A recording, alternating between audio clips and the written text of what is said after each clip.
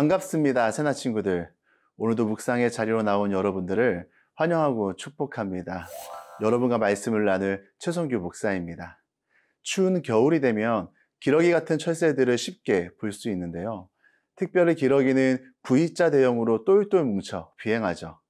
V자 대형의 비행은 기러기 무리가 비행하는데 에너지를 아껴 더 먼 거리를 날아갈 수 있게 하는데요.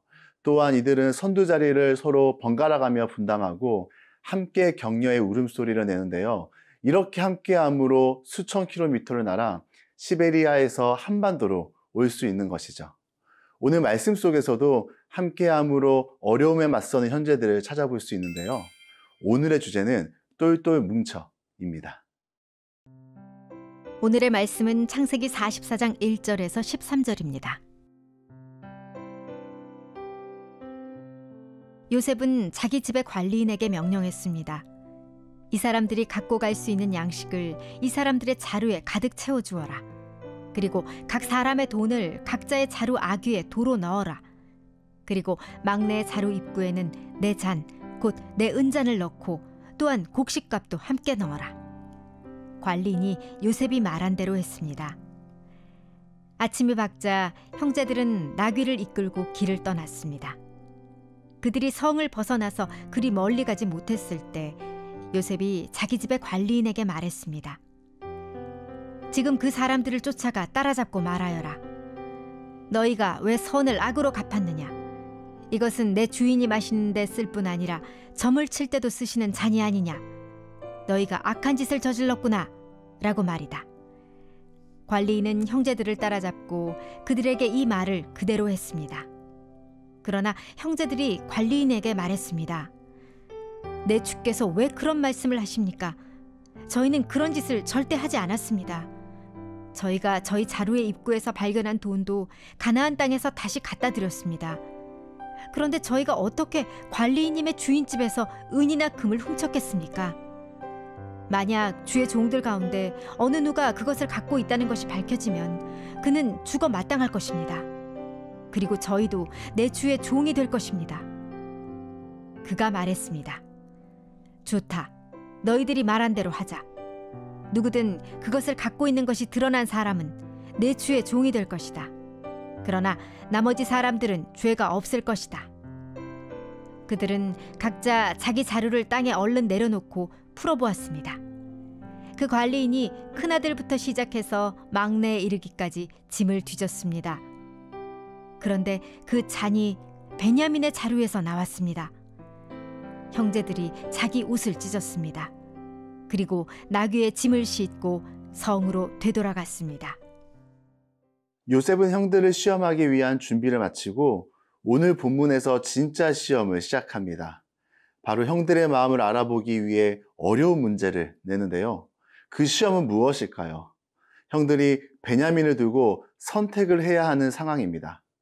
이전에 요셉을 버린 것처럼 동생을 버릴 것인지 아니면 동생을 구하기 위해 다른 것을 포기할 것인지 선택하는 문제입니다. 2절 말씀 함께 읽겠습니다.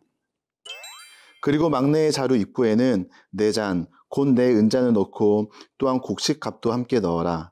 관리인이 요셉이 말한 대로 했습니다. 은잔은 이집트인들이 물을 부어 점을 칠 때 사용하는 특별한 용도의 잔입니다. 그렇다고 요셉이 점을 친 것은 아니지만 그만큼 귀하게 여기는 것을 가져갔다는 의미를 담고 있습니다. 이 관리인들은 요셉의 명령에 따라 이 은잔을 베냐민의 자루에 넣는데요. 다음날 형제들이 집으로 출발하고 난 후 요셉은 관리인들로 하여금 그들을 쫓아가게 합니다. 관리인들은 형제들에게 어찌하여 선을 악으로 갚느냐고 꾸짖습니다. 요셉이 베푼 호의적 태도와 대조를 이루는 장면이죠. 우리는 여기서 한 가지 질문을 할 수 있는데요. 요셉은 형들을 사랑하면서 왜 이렇게까지 해야 했을까요? 그냥 형들에게 형님들 제가 요셉입니다 라고 말하면 될 일을 왜 시험을 하는 걸까요? 그것은 시험을 통해 베냐민을 향한 형들의 태도와 마음을 확인하기 위함입니다. 이 시험이라는 단어는 진짜인지 아닌지를 입증하는 방법인데요. 시험을 해보기 전에는 진위 여부를 알 수 없습니다. 우리가 믿음 생활을 할 때에도 두 가지의 시험을 경험할 수 있습니다. 바로 외부로부터 오는 시험, 또한 내부로부터 오는 시험인데요. 이 외부로부터 오는 시험은 대부분 믿음의 연단을 위해 하나님이 허락하시는 고난을 얘기합니다. 누군가를 연단하기 위해 하나님이 누군가를 성장시키기 위해 허용하시는 외부로부터의 어려움을 얘기합니다. 또한 내부로부터 오는 시험도 있습니다. 우리가 유혹이라고도 하는데요. 주로 인간의 마음속에 있는 연약함과 욕심에서 비롯되죠. 물론 내부로부터 오는 시험 또한 하나님 앞에 사용되면 그것이 시험으로, 테스트로 사용될 수 있지만 많은 부분의 유혹들은 그 사람을 쓰러뜨리고 넘어뜨리는 데 목적이 있습니다. 하지만 외부로부터든 내부로부터든 하나님이 허용하신 모든 시험의 목적은 우리로 하여금 여러 면에 온전하여 하나님의 사람으로 성장시키는데 바로 시험이 있습니다. 사랑하는 새나 친구들, 요셉의 시험은 형들 자신에게 있어 지난 날의 죄를 회개했는지 변화되었는지 증명하는 도구가 됩니다. 오늘을 살아가는 우리에게도 믿음의 시험들이 찾아오는데요. 그 시험들을 기쁘게 여기며 한 단계 한 단계 성장하는 우리 새나 친구들이 되길 축복합니다.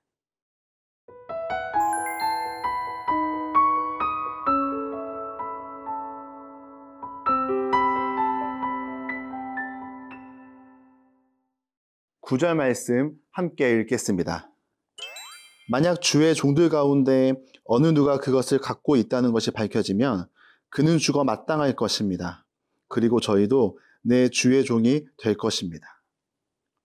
당시에는 잔을 훔쳤다고 해서 사형으로 처벌하지 않습니다.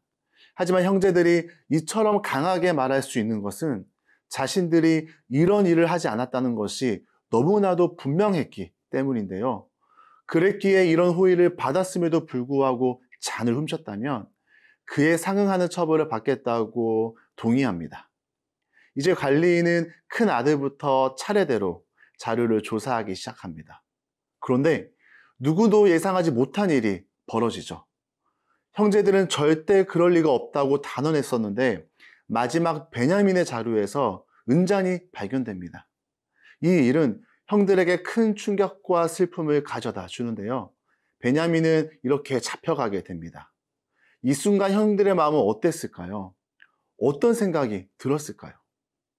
사실 형들은 베냐민에게 책임을 돌리며 원망할 수 있었습니다. 집으로 돌아가 아버지 야곱에게 있는 그대로를 다 이야기하고 베냐민이 남의 물건을 훔쳐서 생긴 일이기 때문에 자신들도 다른 방법이 없었다고, 자기들도 겨우 살아서 돌아왔다고 말할 수 있었을 것입니다. 이전에 요셉도 그렇게 대했으니까요. 그런데 형들이 이번에는 어떤 반응을 보일까요? 13절 말씀을 함께 읽겠습니다. 형제들이 자기 옷을 찢었습니다. 그리고 나귀에 짐을 싣고 성으로 되돌아갔습니다. 이번에는 다릅니다. 형들이 달라졌습니다. 동생을 생각하고 동생을 기다리고 있는 아버지를 생각하죠. 그래서 베냐민을 버리고 자기들만 돌아가지 않습니다. 그들은 큰 슬픔으로 옷을 찢고 다시 성으로 되돌아갑니다. 형들이 이런 선택을 한 것은 동생에 대한 생각이 달라졌기 때문인데요. 베냐민만 남아도 좋다라는 관리인의 말에도 불구하고 다 함께 성으로 돌아가게 됩니다.